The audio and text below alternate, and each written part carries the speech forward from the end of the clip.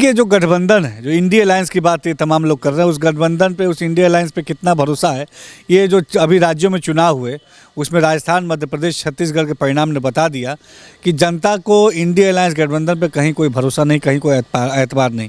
देखिए, मामला ये माननीय न्यायालय में है, न्यायालय में जो मामला है उस पर टिप्पणी करना हम सबके लिए उचित नहीं। और निश्चित तौर पे देश की जनता को मोदी सरकार की गारंटी पर भरोसा है और वही भरोसा 2024 में हमें जीत हासिल कराएगा। 2024 का चुनाव है और 2024 के चुनाव को लेकर लगातार राजनीतिक दल पूरी तरीके से अब सतर्क हैं। कहीं ना कहीं जिस तरीके से गठबंधन तैयार है कि मोदी को अब की बार हम गद्दी पर नहीं बैठने देंगे, लेकिन जिस तरीके से प्रधानमंत्री मोदी कह रहे हैं कि सबका साथ, सबका विकास, सबका विश्वास के साथ हमने 2 बार सरकार चलाई और तीसरी बार भी जनता हमें चुनेगी। हमारे साथ दानिश अंसारी जी हैं, मंत्री हैं। सर, कैसे देखते हैं 2024 का चुनाव सामने है, लेकिन एक गठबंधन लगातार अब इस हट पर है कि मोदी जी को गद्दी से उतारना है। देखिए, देश की जनता को प्रधानमंत्री मोदी जी पे पूरा भरोसा है और आज पूरे देश में मोदी की गारंटी ये स्वीकार हो रही है। जिस तरीके से प्रधानमंत्री मोदी जी ने 2014 से लेकर अब तक प्रदेश और देश के विकास को सुनिश्चित करने की नीयत से काम किया है और जो भी वादा प्रधानमंत्री मोदी जी ने जनता से किया, देश से किया, उस वादे पे पूरी तरीके से खरे उतरे, उन वादों को पूरा करने का काम किया। और आज जनता के अंदर एक विश्वास है कि सबका साथ, सबका विकास जो हमारे मोदी जी का नारा था, उस नारे पे ईमानदारी से काम किया। प्रधानमंत्री मोदी जी ने भारत को उत्थान की तरफ ले गए, भारत की क्षमताओं को बढ़ाया, भारत को विकसित बनाने की दिशा में तेज़ी से हम आगे बढ़ रहे हैं। भारत के नौजवानों से जो हमने वादा किया, उनके रोज़गार के लिए, अच्छी शिक्षा के लिए, बेहतर भविष्य के लिए, उस पर हम खरे उतर रहे हैं। भारत को एक सुरक्षित माहौल, भय मुक्त माहौल देने का हमने काम किया। हमने भारत को आतंकवाद मुक्त बनाने की दिशा में आगे कदम बढ़ाए। हमने भारत को हर वो चीज़ जो भारत की ज़रूरत थी, प्रधानमंत्री जी ने उन ज़रूरतों को समझा और उन ज़रूरतों पे ईमानदारी से काम किया, धरातल पे उन ज़रूरतों को पूरा करने की नीयत से काम किया। लेकिन ये जो गठबंधन आपके सामने खड़ा है, गठबंधन जिस तरीके से कह रहा है कि अब की बार चाहे कुछ भी हो जाए, जनता गठबंधन को समर्थन करेगी, मोदी जी को 2 बार से जनता ने देख लिया है, तीसरी बार मोदी जी को बैठने नहीं देगी। देखिए, जो गठबंधन है, जो इंडिया अलायंस की बात ये तमाम लोग कर रहे हैं, उस गठबंधन पे, उस इंडिया अलायंस पे कितना भरोसा है, ये जो अभी राज्यों में चुनाव हुए उसमें राजस्थान, मध्य प्रदेश, छत्तीसगढ़ के परिणाम ने बता दिया कि जनता को इंडिया अलायंस गठबंधन पे कहीं कोई भरोसा नहीं, कहीं कोई एतबार नहीं।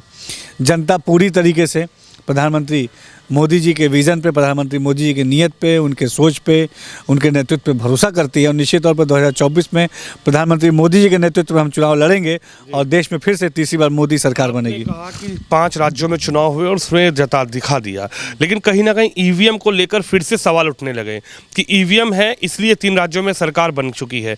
ईवीएम को लेकर लगातार सवाल उठते हैं, इस पर आप क्या कहेंगे? देखिए, विपक्ष जब भी उसको हार का सामना करना पड़ता है तो वो ईवीएम का जो है, ईवीएम का रोना रोता है।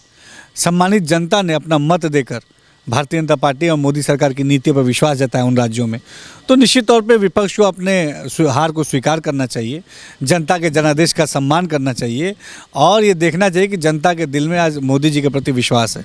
आज से ठीक 21 दिन बाद 22 जनवरी को भव्य राम मंदिर का निर्माण जो चल रहा है, प्राण प्रतिष्ठा होगी, उस पर आप कैसे देखते हैं? क्योंकि कहा यह जा रहा था कि मोदी जी को राम मंदिर का उद्घाटन नहीं करना चाहिए, मोदी जी को राम मंदिर के उद्घाटन में नहीं जाना चाहिए। तमाम तरीके के राजनीतिक लोग, चाहे ओवैसी साहब हों, चाहे मदनी साहब हो, इस पर उन्होंने सवालिया निशान खड़ा किया। लेकिन उससे पहले भी हाल फिलहाल में ही मोदी जी ने जाकर रेलवे स्टेशन और एयरपोर्ट का जिस तरीके से उद्घाटन किया, इस पर आप कैसे देखते हैं? देखिए, प्रधानमंत्री मोदी जी एक सर्वमान्य नेता हैं, देश को उनके नेतृत्व पर पूरा भरोसा है और देश के सांस्कृतिक विरासत को आगे बढ़ाने के लिए उन्होंने लगातार जो वादा किया, उन वादों पे पूरा खरे उतर रहे हैं। तो निश्चित तौर पर विपक्ष जो है मुद्दा विहीन है, उसके पास कोई एजेंडा नहीं है और बेवजह की बात कर रहा है। दानिश जी, क्या कहेंगे? तौकीर रजा ये कह रहे हैं कि बाबरी पर तो चुप रहा मुस्लिम, लेकिन ज्ञानवापी पर और कृष्ण जन्मभूमि पर चुप नहीं रहेंगे, सड़कों पर संग्राम होगा। देखिए, मामला ये माननीय न्यायालय में है, न्यायालय में जो मामला है उस पर टिप्पणी करना हम सबके लिए उचित नहीं। कैसे देखते हैं? राम मंदिर का भव्य निर्माण होने जा रहा है, तमाम लोगों को न्योता दिया गया है, लेकिन कुछ लोगों ने न्योते को ठुकरा दिया है। देखिए, देश एक सांस्कृतिक विरासत की तरफ आगे बढ़ रहा है और निश्चित तौर पर सबको इसका स्वागत करना चाहिए।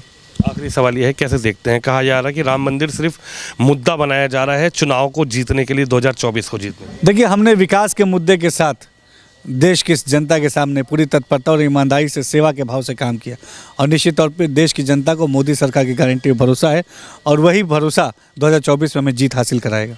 तो 2024 में भरोसा जीत हासिल कराएगा। लगातार जिस तरीके से 2024 का चुनाव है उससे पहले आखिर मंत्री जी का क्या कहना है। दानिश अंसारी मंत्री हैं सरकार में। जिस तरीके से राम मंदिर का भव्य निर्माण के साथ 22 जनवरी को प्राण प्रतिष्ठा भी होने जा रही है, उसको लेकर आखिर क्या कहना है, आपने इनकी राय सुनी। आप भी इस खबर पर, इस वीडियो पर अपनी राय जरूर रखिए।